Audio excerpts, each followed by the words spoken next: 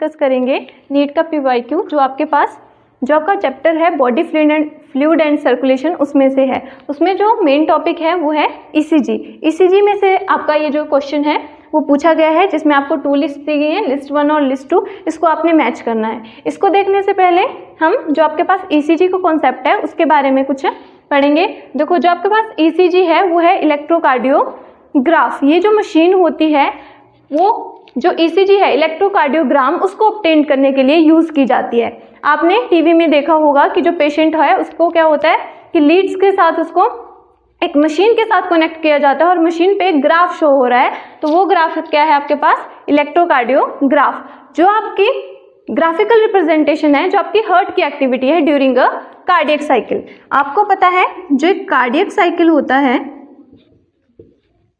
जो आपका cardiac cycle होता है वो होता है आपके पास 0.8 सेकेंड का। ठीक है, तो इस ड्यूरेशन में जो आपके हार्ट की इलेक्ट्रिकल एक्टिविटीज़ होती हैं उनको इस ग्राफ में शो किया जाता है। इसमें जो आपके पास पेशेंट है उसमें बेसिकली उसको 3 लीड्स के साथ कनेक्ट किया जाता है।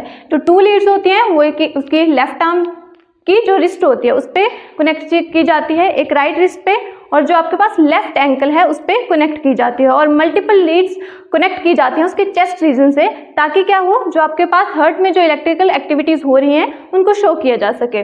अब देखो, जो आपके पास जो ग्राफ है वो कुछ इस तरीके से रिप्रेजेंट होता है, जिसमें जो आपके पास नंबरिंग है, ठीक है, जो आपके पास अल्फ़ाबेट P से लेके T तक उसको रिप्रेजेंट किया जाता है।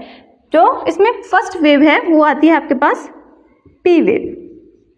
ठीक है, जो आपके पास P वेव है वो आपकी रिप्रेजेंट करती है इलेक्ट्रिकल एक्साइटेशन। इलेक्ट्रिकल एक्साइटेशन का मतलब है डीपोलराइजेशन ऑफ एट्रिया। आपको पता है जो हार्ट है उसमें 4 चैम्बर होते हैं, अपर वाले एट्रिया और नीचे वाले को बोलते हैं वेंट्रिकल। तो जो आपके पास P वेव है वो आपका रिप्रेजेंट करती है डीपोलराइजेशन ऑफ एट्रिया। ठीक है, डीपोलराइजेशन एट्रिया का मतलब है कि क्या हो रही है, वहां पे एट्रियल कॉन्ट्रैक्शन हो रही है। तो एट्रियल कॉन्ट्रैक्ट हो जाएंगे तो वो क्या रिप्रेजेंट करेगा आपके पास? P वेव को रिप्रेजेंट करेगा। उसके बाद नेक्स्ट है आपके पास Q। जो आपका Q है वो रिप्रेजेंट करता है आपके पास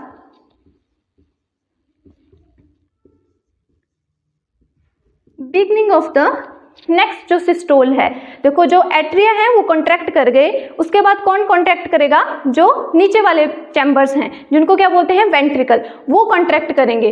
तो जो आपका Q वेव है वो रिप्रेजेंट करता है आपके पास बिगनिंग ऑफ द सिस्टोल। किसका सिस्टोल? वेंट्रिकल के सिस्टोल को। और जो आपके पास ये जो कॉम्प्लेक्स है QRS, ठीक है, इसको हम एक साथ में रिप्रेजेंट करते हैं QRS कॉम्प्लेक्स। ये जो आपके पास QRS कॉम्प्लेक्स है वो आपके पास शो करेगा।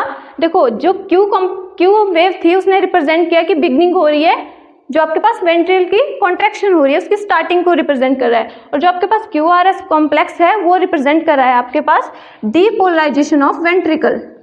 Depolarisation means contraction of ventricles.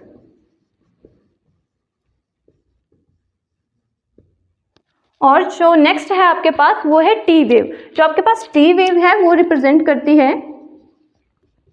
Repolarisation of ventricle.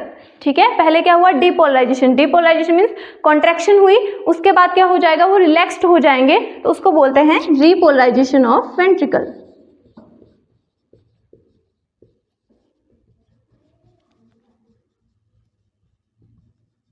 ठीक है, रिपोलराइजेशन ऑफ वेंट्रिकल में अब जो वेंट्रिकल्स हैं वो रिलैक्स पोजीशन में है और ये साइकिल क्या होता है? रिपीट होता रहता है। ठीक है, तो अब हम अपने क्वेश्चन पे आएंगे। जो आपके पास P वेव है वो क्या रिप्रेजेंट करेगी आपके पास? Depolarization of atria. नेक्स्ट है आपके पास Q वेव। Q वेव क्या रिप्रेजेंट करेगी आपके पास? Beginning of systole.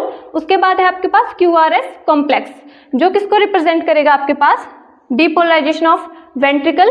And next है आपके पास T वेव, जो किसको रिप्रेजेंट करेगी आपके पास? Repolarisation of ventricle.